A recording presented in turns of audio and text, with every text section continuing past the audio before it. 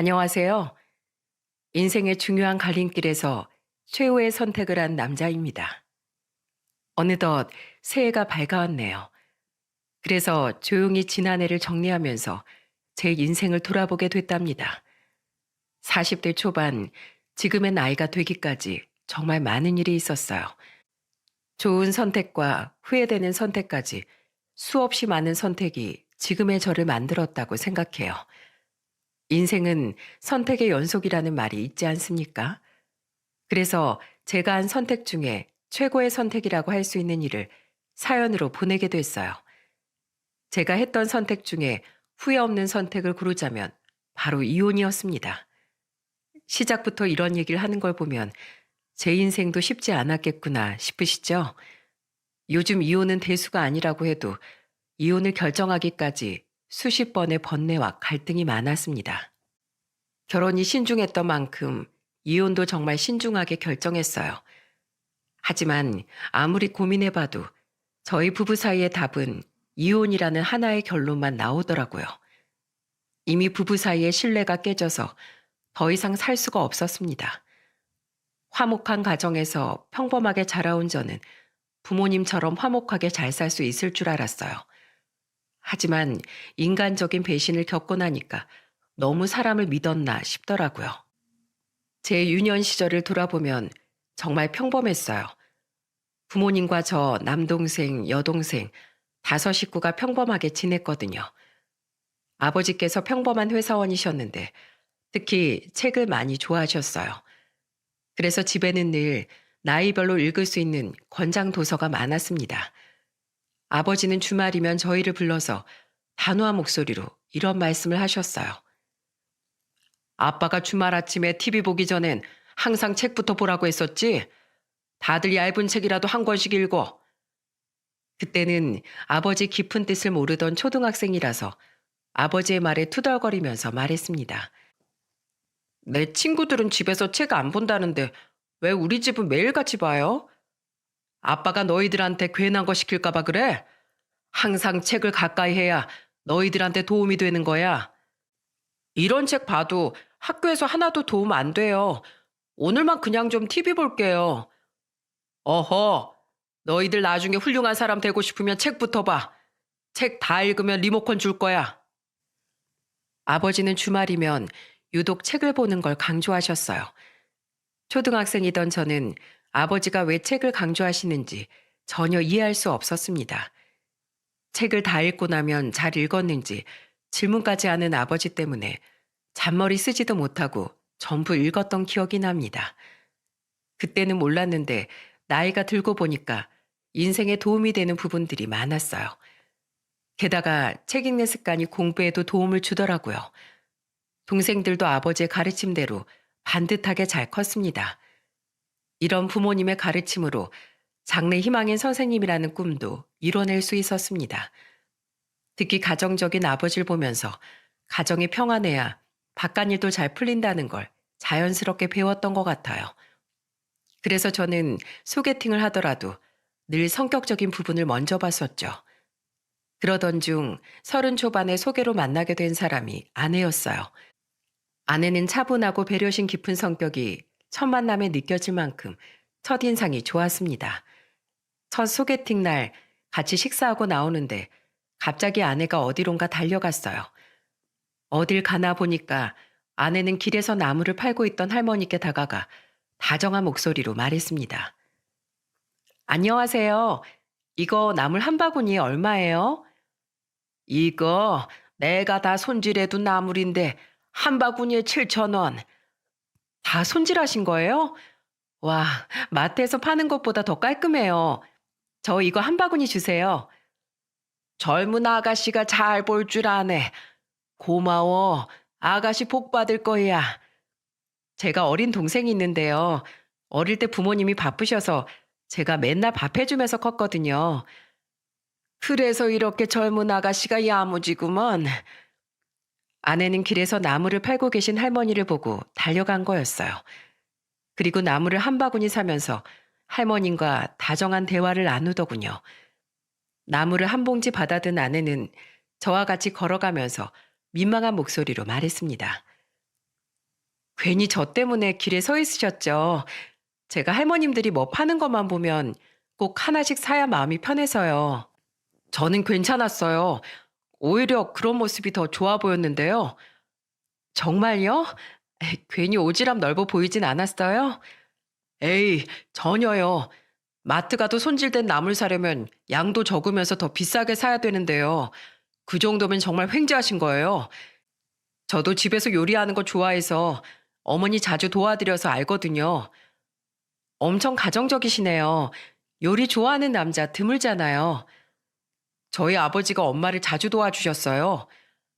가정적인 아버지를 보고 잘하셨네요. 엄청 멋지세요. 배울 점이 많은 분이라 그런가 선생님이란 직업도 잘 어울리시는 것 같아요. 아니에요. 늘 배우려고 노력해야죠. 다음 주에도 시간 되시면 같이 저녁 먹을까요? 네, 좋죠.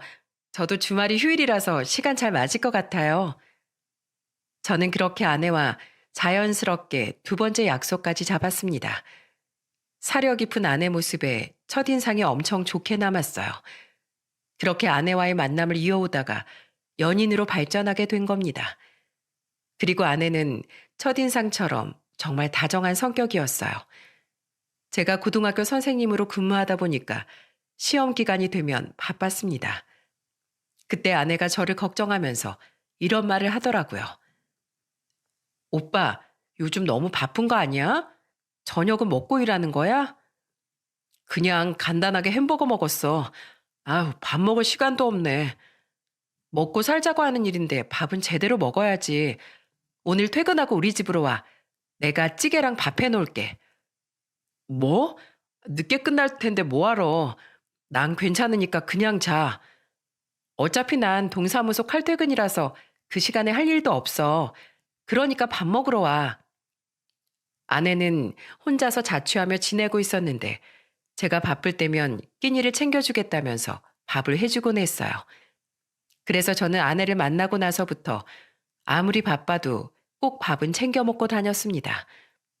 그렇게 퇴근하고 아내가 바깥 찌개까지 맛있는 한 상을 차려줬어요. 그때 저는 아내한테 감동한 목소리로 말했습니다.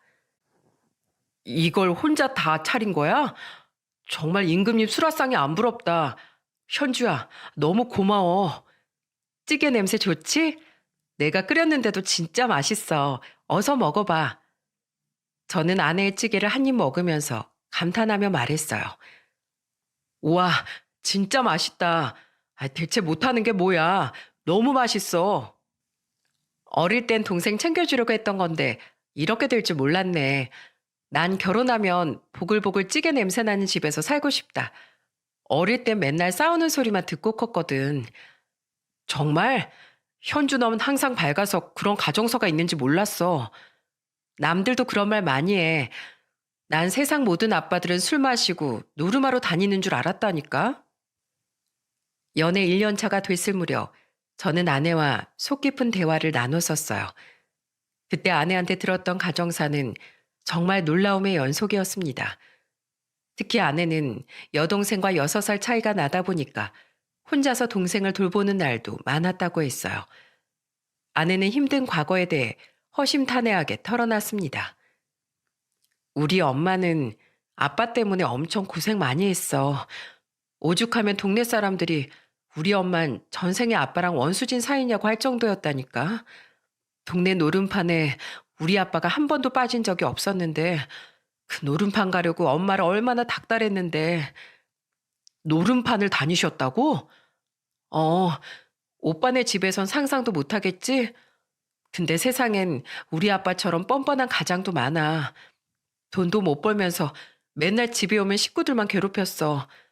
밖에서 대접 못 받으니까 집에서 큰 소리 치고 사는 거지.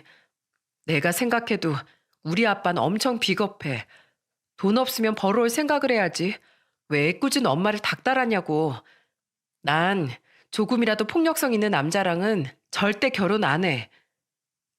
아내는 폭력적인 장인을 보고 자라서 그런지 욕설이나 폭력성이 있는 사람을 혐오한다면서 말했습니다. 그래서 저는 그런 아내를 위로해 주면서 따뜻한 목소리로 말했어요. 걱정 마. 내가 그런 과거는 생각 안 나도록 앞으로는 정말 당신 행복하게 해줄게. 나도 뭐 완벽하진 않지만 그래도 인간 대 인간으로 너한테 과거 같은 아픔이 없게 만들어주겠다고 약속할게. 오빠는 내가 믿지. 정말 그럴 사람 아닌 거 내가 잘 알아. 그러니까 우리 앞으로는 과거는 생각하지 말고 행복한 미래만 그리자고. 그렇게 말해줘서 고마워. 저는 아픔이 많은 아내한테 위로가 되어주고 싶었습니다. 그래서 아내한테 행복하게 해주겠다고 약속했어요. 그리고 저희는 연애 2년 차에 미래를 약속하며 결혼 준비를 시작했습니다.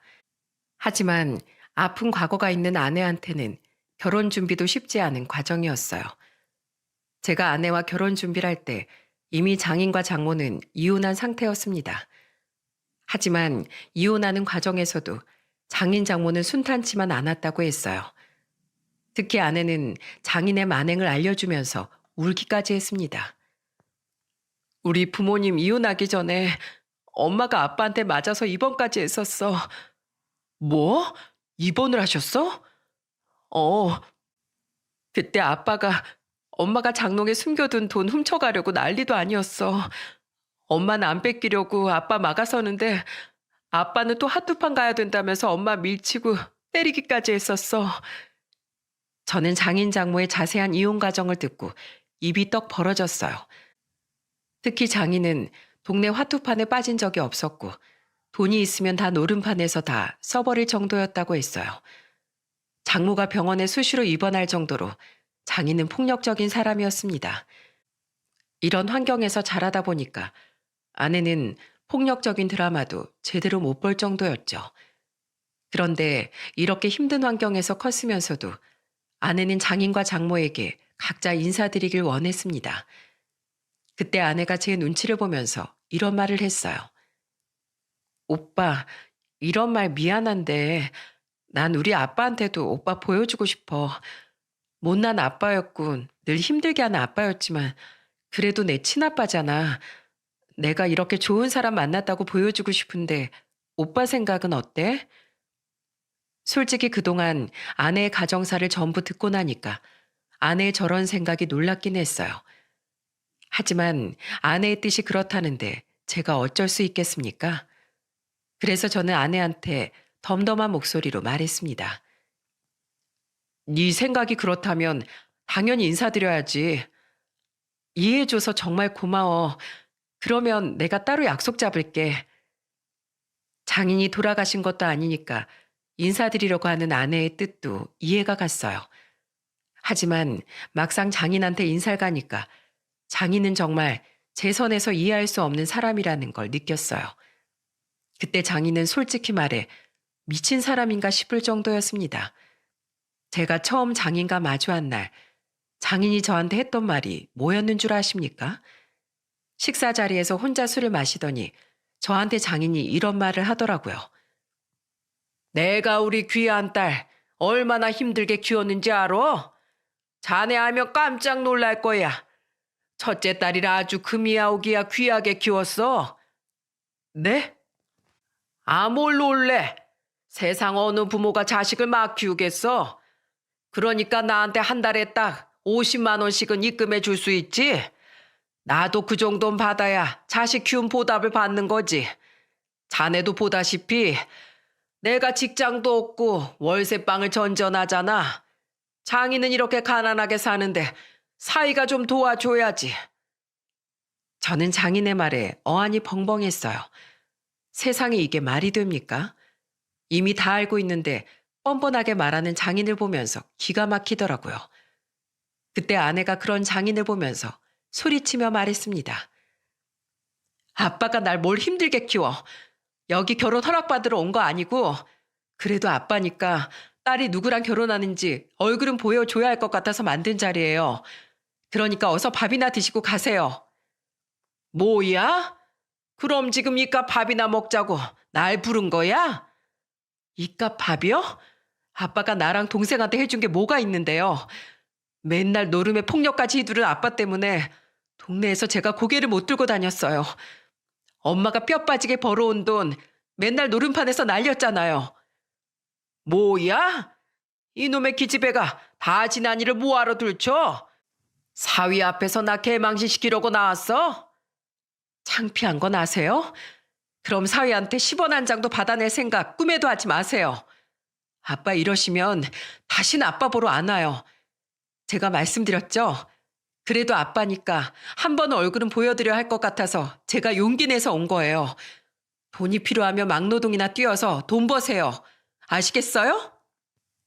자식 키워놔도 소용없다더니 됐다, 됐어. 나도 필요 없어. 정말 그 순간 저는 이게 무슨 대화인가 싶었습니다. 장인은 밑도 끝도 없이 돈 얘기만 했거든요. 그래도 아내가 장인을 말리면서 일단락 된 줄 알았어요. 하지만 이건 빙산의 일각이었습니다. 결혼 준비할 때 어땠는 줄 아십니까? 장인이 제 번호를 어떻게 알았는지 저한테 하루에도 5통도 넘게 전화했던 적이 있었어요. 제가 전화를 안 받으니까 문자까지 남길 정도로 장인은 집요하게 저한테 연락을 해왔어요. 그래서 저는 결국 장인한테 전화를 걸게 됐습니다. 무슨 일 있으세요? 제 번호는 어떻게 하신 거예요? 우리 딸 핸드폰을 뒤져보니까 1번에 저장되어 있던데. 네? 휴대폰으로 몰래 보신 거예요? 지금 그게 중요한 게 아니야. 내가 지금 상황이 너무 곤란해서 자네한테 연락한 걸세.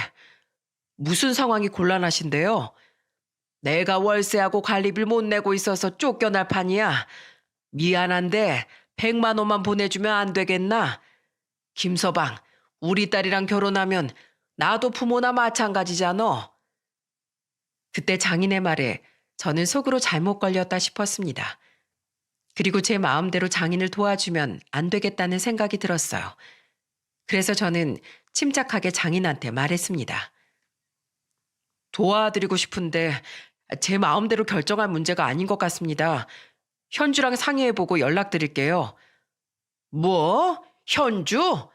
자네 남자가 돼가지고 뭘 여자랑 상의하겠다는 거야? 현주한테 물어봐도 똑같을 거야. 그냥 좀 도와줘. 아니요. 제가 결혼 준비하면서 자금을 현주랑 같이 관리하고 있어서요. 상의하고 연락드릴게요. 제가 바빠서 이만 끊겠습니다. 저는 겨우 장인의 전화를 끊을 수 있었습니다. 장인과 있던 일을 아내한테 말하니까 아내는 놀라면서 말했어요. 우리 아빠가 전화했다고? 또 전화 오면 절대 받지 말고 그냥 차단해버려. 내가 진짜 아빠 때문에 못 살겠어. 내가 정말 미안해. 아니야. 그래도 너한테 상의는 해야 할 것 같아서 말한 건데 말하길 잘했네. 내 걱정은 하지 말고. 아내는 결혼 준비하면서 장인 때문에 스트레스가 이만저만이 아니었습니다. 그런데 장인은 이런 상황도 모르고 틈만 나면 제게 전화해서 이상한 요구를 하더라고요. 김서방, 내가 지금 몸이 너무 안 좋아서 그래. 이러다 쓰러질 것 같은데 병원비 좀 보내줄 수 없나? 네? 어디가 어떻게 아프신데요? 그게 배도 좀 아프고 머리도 좀 아픈 것 같고 그냥 온몸이 아파서 그래.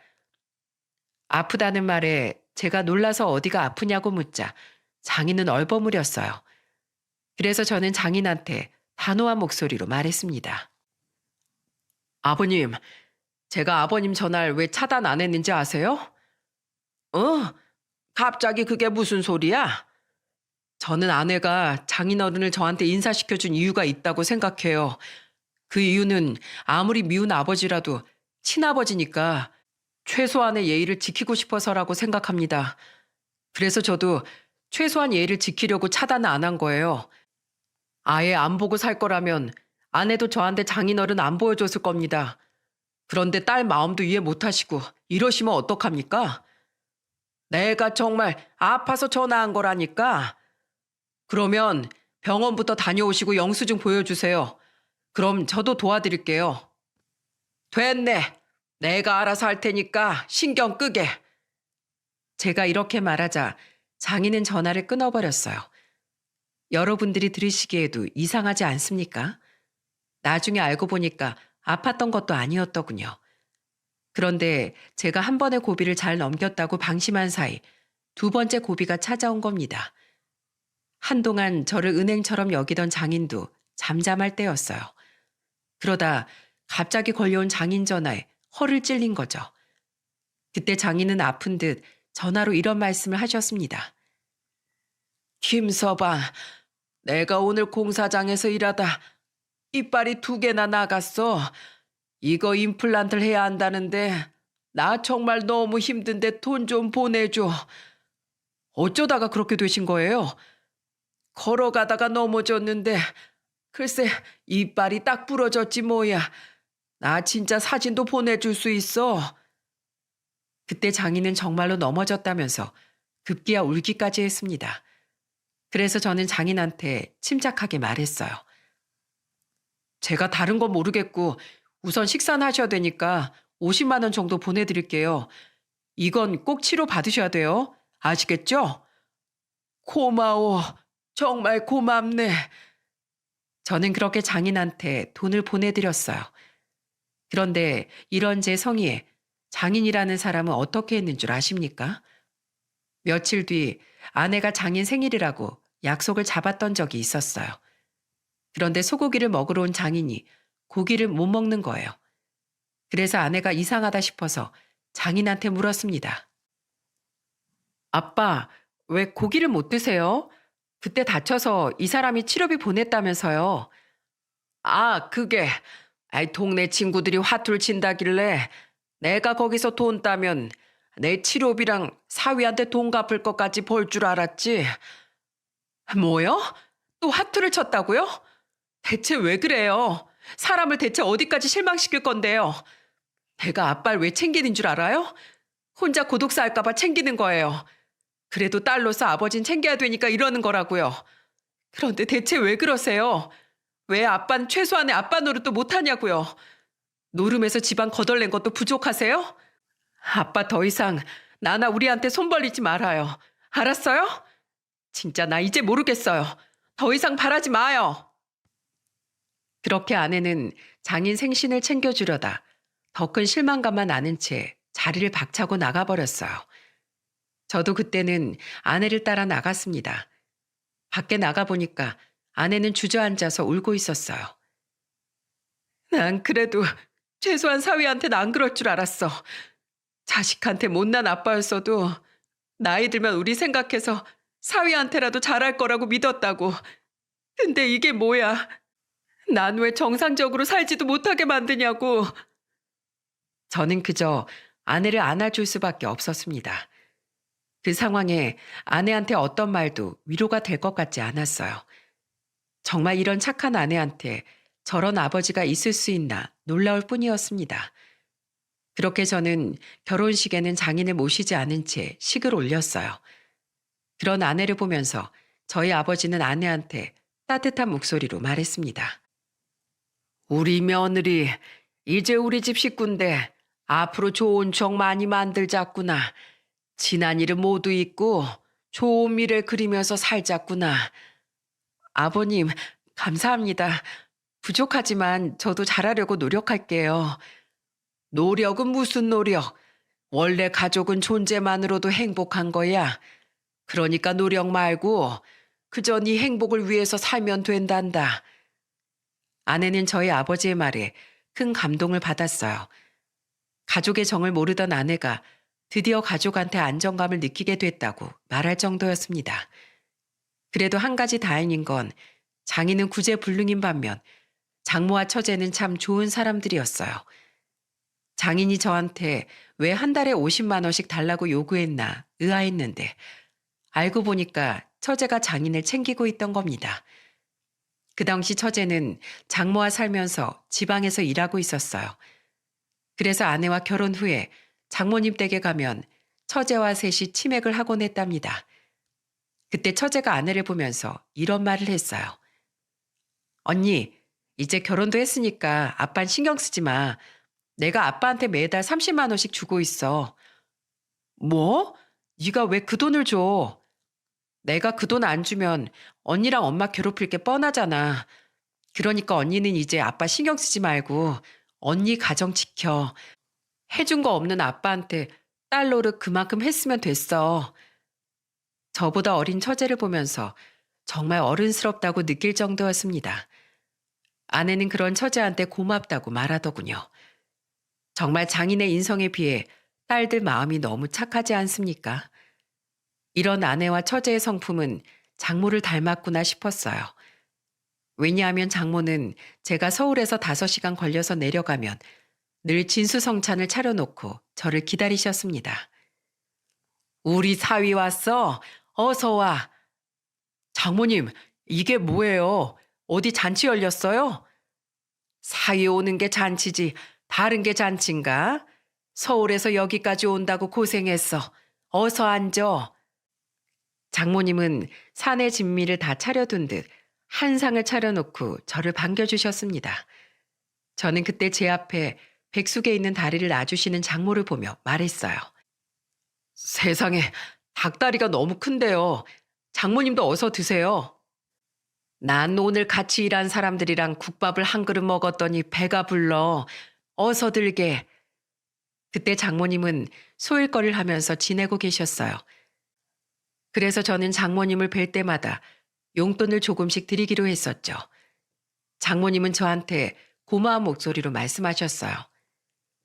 자네가 자꾸 용돈을 보내주니까 내가 자네 온다고 하면 밥이라도 해주고 싶어서 그래. 그러니까 용돈 보내지 마. 나 아직 한창이야. 운동 삼아 일하면서 얼마나 잘 사는데. 그래도 제가 챙겨드리고 싶어서 그러는 거예요. 난 정말 괜찮다니까. 저도 괜찮습니다, 장모님. 이렇게 맛있는 밥상을 먹는데 당연히 제가 보답을 해드려야죠. 저는 결혼 후 정말 행복했어요. 장모님과의 사이도 원만했고 처제도 참 좋은 사람이었습니다. 그리고 몇 달 뒤 아내는 임신을 하게 됐어요. 아무래도 친정이 멀다 보니까 저희 어머니가 아내를 딸처럼 챙겨줬습니다. 그때 어머니가 아내한테 임산부를 위한 영양제를 챙겨주며 말씀하셨어요. 이거 임산부들이 많이 먹는 거라니까 꼬박꼬박 먹어. 어머님, 이거 저 주시려고 사오신 거예요? 네가 친정이 멀어서 친정엄마도 자주 못 볼 거 아니야. 여자들은 임신했을 때 엄마가 얼마나 보고 싶은데 앞으로 날 엄마다 생각하고 말해. 알겠지?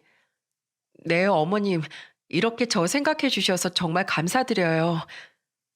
아내가 혼자서 외로울까 봐 저희 부모님들이 살뜰히 챙겨줬어요. 그리고 그 무렵 저희 부부는 전세를 전전하다가 처음으로 대출을 받아서 내 집 마련을 했습니다. 그리고 저희가 입주하고 몇 달 뒤 처제가 서울로 이직을 하게 된 거예요. 그때 아내가 저한테 진지한 목소리로 말했습니다. 여보, 우리 방 하나 남잖아. 그 방에 내 동생 지내게 해주면 어때? 내 동생 서울에 일자리가 생겼다고 해서 이제 올라올 것 같은데 여자 혼자 지낼 곳이 마땅치 않아서. 처제 드디어 이직하는 거야? 아이, 처제면 나도 괜찮지. 서울에서 여자 혼자 지내기 위험하잖아. 당신 동생인데 내가 거부할 이유가 뭐가 있어. 고마워. 나도 좋은 방 하나 구해주고 싶은데 당신도 우리 집 사정 알잖아. 미안해. 괜찮아. 처제면 내 동생이나 마찬가지야. 그렇게 저는 처제와 합가를 하게 됐어요. 제가 그동안 지켜본 처제는 정말로 어려운 환경에서도 꿋꿋하게 열심히 사는 사람이었거든요. 처제가 빈방에 지내기 시작하면서 통장에 처제 이름으로 매달 30만 원씩 입금되는 겁니다.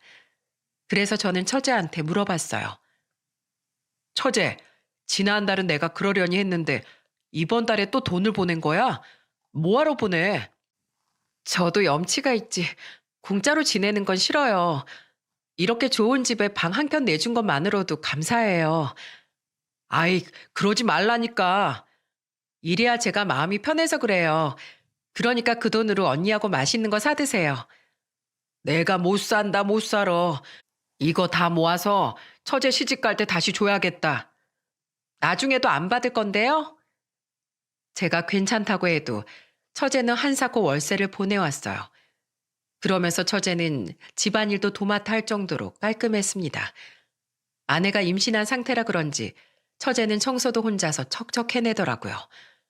그러다 아내가 첫 아들을 낳았을 땐 아내가 손 하나 까딱하지 않을 정도였습니다. 게다가 처제가 유독 아이를 좋아해서 아내가 아이를 돌보는 것도 많이 도와줬어요. 그래서 저는 처제와 지내는 게 전혀 불편하지 않았습니다. 그런데 그렇게 단란하게 잘 지낼 무렵 처제한테 사건이 생긴 거예요. 처제가 서울에서 처음 사귄 남자친구가 한 명 있었는데 얘기를 들어보면 좀 이상한 사람 같았어요. 그때 처제가 남자친구에 대해 이렇게 말했거든요. 형부, 그 사람이 좋긴 좋은데 술만 먹으면 사람들한테 막 쌍욕을 해요. 저번엔 의자까지 던지려고 했다니까요. 뭐? 의자를 왜 던져? 설마 처제한테 그러는 거야? 아니요, 그건 아닌데 이유가 너무 황당해요. 식당에 갔는데 식당 아주머니가 자기를 무시했다고 막 욕을 하는 거예요. 뭐야? 진짜 이상한 사람이네. 처제, 그런 사람 만나지 마. 나중에 처제한테도 함부로 하면 어떡해. 그래서 저도 심각하게 고민 중이에요. 그때 처제는 이별을 고민할 정도로 고민이 큰 것 같았습니다. 그러다가 처제는 결국 고민 끝에 이별 통보를 했다고 하더군요. 그런데 여러분, 요즘 데이트 폭력 심한 거 아시죠? 저는 퇴근하고 집에 오다가 아파트 정문에서 어떤 여자가 소리를 지르길래 달려갔어요. 그런데 그곳에는 처제가 어떤 남자한테 위협을 받고 있는 겁니다. 그 남자는 처제 손목을 꽉 잡은 채 소리를 질렀어요. 왜 헤어지냐고. 난 못 헤어져. 내가 앞으로 잘할게. 그러니까 제발 헤어지지 말자. 이건 나. 난 더 이상 너 못 만나. 헤어져. 제발 헤어지게 해줘. 누구 마음대로 헤어져? 그 남자는 갑자기 처제 머리채를 잡는 거예요. 그래서 저는 곧장 처제한테 달려갔습니다. 그리고 그놈의 손목을 꺾으면서 소리쳤어요. 당신 뭐야? 아! 너 뭔데 끼어들어? 형부 되는 사람이다. 감히 우리 처제한테 머리채를 잡아? 간섭하지 말고 가던 길 가. 어린 놈한테 못 볼 걸 당하기 싫으면 뭐 한번 해보자는 거야? 그래, 한번 해보자. 어딜 감히 내 처제를 건드려? 저는 매일 운동을 했기 때문에 삐쩍 마른 그놈을 단번에 제압할 수 있었어요. 그리고 바로 경찰에 신고했습니다. 여기 지금 데이트 폭력이 이뤄지고 있거든요. 빨리 좀 잡아가세요. 그렇게 처제가 위험한 순간에 처제를 도와줄 수 있었어요. 그리고 결국 그놈은 데이트 폭력으로 나중에 벌금까지 물게 됐습니다. 저는 처제한테 그놈이 접근하지 못하도록 접근 금지 신청까지 했어요. 그래도 처제는 한동안은 정신적으로 많은 충격을 받아서 회사에 휴가까지 내고 아무것도 할 수 없었습니다. 그래도 그 사건을 기점으로 저는 처제와 돈독하고 좋은 관계를 더 유지할 수 있었어요. 처제와 정말 한 가족처럼 가깝게 지냈습니다. 그러다 보니까 어느덧 3년이라는 시간이 더 흘러 있었고 아내는 둘째까지 낳았죠. 육아휴직을 내고 아내는 집에서 3살 아들과 이제 막 돌진한 아들을 돌보고 있었어요. 저는 모든 게 완벽하다고 생각했어요. 그런데 언제부턴가 아내가 좀 이상하다고 느껴지기 시작했습니다. 첫째 아들이 아파트에 있던 어린이집을 다니고 있었는데 퇴근하고 오면 아내는 늘 집에 없었어요. 그래서 텅 빈 집을 보면서 아내한테 전화해보면 아내는 아무렇지 않은 목소리로 말했습니다. 나 여기 잠깐 친구네 집에 놀러 왔어. 벌써 시간이 이렇게 된 줄도 몰랐네. 친구 누구네 집? 미연이라고 왜 있잖아. 걔도 이 근처 살거든. 시간도 이렇게 됐는데 나 밥 먹고 들어갈게. 오늘만 좀 혼자 챙겨 먹어. 애들 밥 시간 때문에 어쩔 수가 없다. 알겠어. 언제 오는데? 한 9시까진 들어갈 테니까 걱정하지 마. 그때 아내는 친구네 있다가 시간 가는 줄 몰랐다고 말했어요. 하지만 아내는 그날 이후로도 자주 집을 비웠습니다. 그때마다 전화해보면 아내는 뻔뻔한 목소리로 말했어요. 애들 데리고 마트 왔다가 친구 만나서 수다 떨고 있었지. 둘째 밥 먹일 시간이라 아이 먹이고 갈게. 저는 그때도 아내가 혼자서 애들을 돌보는 시간이 기니까 답답해서 친구를 자주 만난다고 생각했어요. 아무래도 같이 육아하는 친구와 통하는 게 더 많을 것 같았습니다. 하지만 정말 이상했던 건 아내가 휴대폰을 못 만지게 한다는 거였어요. 가족들끼리 밖에서 밥을 먹고 있는데 첫째가 울길래 아내 휴대폰으로 영상을 보여주려고 했었죠. 그런데 제가 아내 휴대폰으로 손을 뻗자 아내는 소리치며 말했어요. 뭐야 당신? 왜 남의 핸드폰을 만져? 애가 우니까 영상 좀 보여주려고 그랬지. 뭘 그렇게 정색을 해? 그럼 당신 핸드폰으로 보여주면 되잖아. 난 애들이 뭘 보는지 모르니까 그렇지. 아니 근데 뭘 또 그렇게 정색을 해? 내가 놀라서 그래.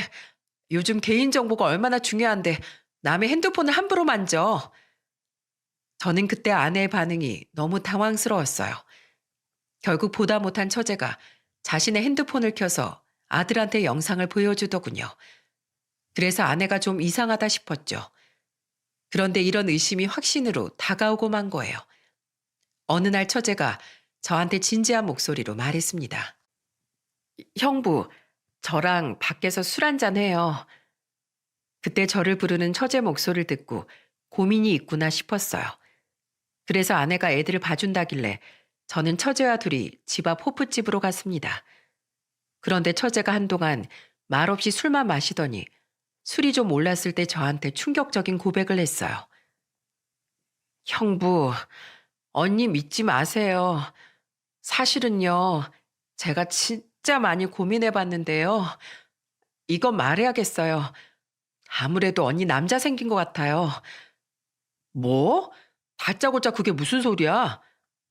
제가 집에 있을 때 안방에서 언니가 자기 하면서 통화하는 목소리 다 들었어요. 이거 알고 한 달 넘게 고민했는데 형부가 더 큰 피해 보질 않았으면 하는 마음에 말하는 거예요. 그러니까 형부가 제대로 뒷조사 한번 해봐요. 저는 어릴 때 엄마가 한심한 아빠 보면서 이혼 못하고 참고 사는 게 정말 싫었거든요. 애들 때문에 산다는 말, 자식 입장에서 제일 이해 안 가는 말이에요. 그러니까 형부도 제대로 확인해보고 현명하게 판단해보세요. 처제는 진심으로 절 생각해서 어려운 사실을 말해준 겁니다.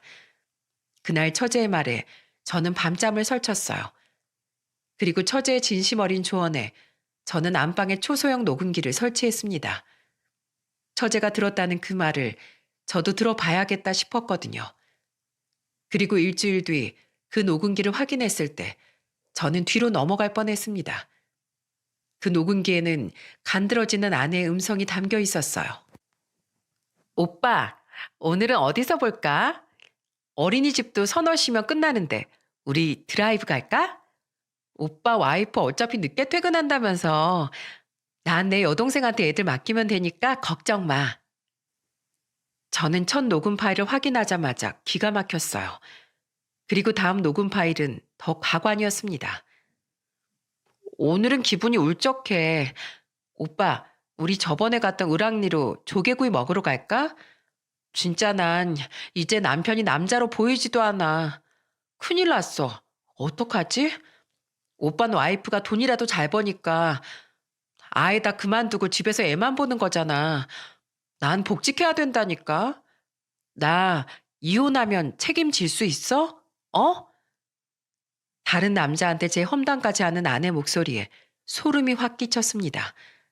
이런 아내의 본심도 모르고 저는 늘 혼자 육아하는 아내한테 고마워했던 겁니다. 녹음기를 들고 있던 손이 덜덜 떨렸어요. 그때부터 저는 아내의 상간남을 추적하기 시작했어요. 녹음기를 들어보니까 분명히 같은 아파트에 사는 어린이집 학부모 같았어요. 그래서 저는 휴가를 쓰고 일부러 아내한테 이렇게 말했습니다. 여보, 나 중학교 친구가 아버지 상을 당했다네. 거기 좀 다녀와야 할 것 같아. 지방에 내려가니까 오늘 새벽에나 들어올 수 있어. 친구 아버지 상? 아, 그럼 당연히 가야지. 애들 걱정 말고 다녀와. 아무것도 모르는 아내는 저한테 다녀오라고 하더군요. 제가 이렇게 말하면 아내는 분명히 처제한테 애들을 맡기고 그 남자를 만날 게 뻔했어요. 그때부터 저는 아내를 미행하기로 다짐했습니다. 그리고 정말 제 예상대로 아내는 낯선 남자의 차를 타고 어디론가 가는 모습을 보게 됐어요. 아파트 앞에 잠복하고 있던 저는 그 차를 조심스럽게 따라갔어요. 도착한 곳은 남양주에 있는 예쁜 카페였습니다. 두 사람은 누가 봐도 연인 같은 다정한 모습으로 팔짱을 끼고 데이트를 즐기기 시작했어요. 가슴이 미어지는 순간에도 저는 두 사람의 모습을 카메라로 찍었습니다. 정말 이런 사진을 찍게 될 줄은 상상도 못했어요. 그리고 저는 야외 카페 자리에 다정하게 앉은 두 사람 앞으로 다가갔습니다. 터벅터벅. 제가 두 사람 앞에 멈춰서자 아내는 휘둥그레진 눈으로 저를 보더니 떨리는 목소리로 말했습니다. 여보, 지방으로 장례식장 간다면서? 그건 네가 날 속이는 것처럼 나도 널 속여봤어. 속은 기분이 어때? 역시나 바람 피던 게 맞았네.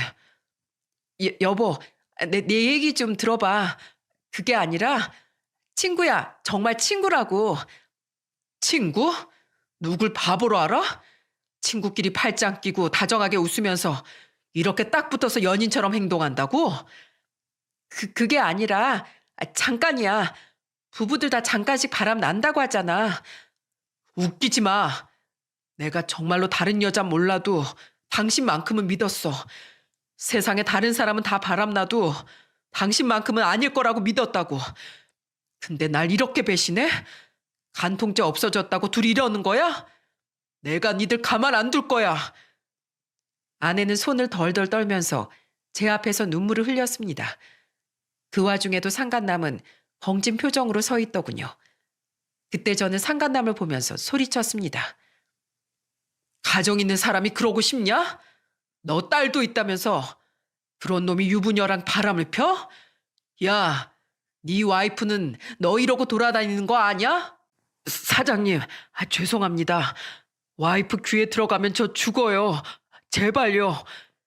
죄송할 짓을 하지 말았어야지.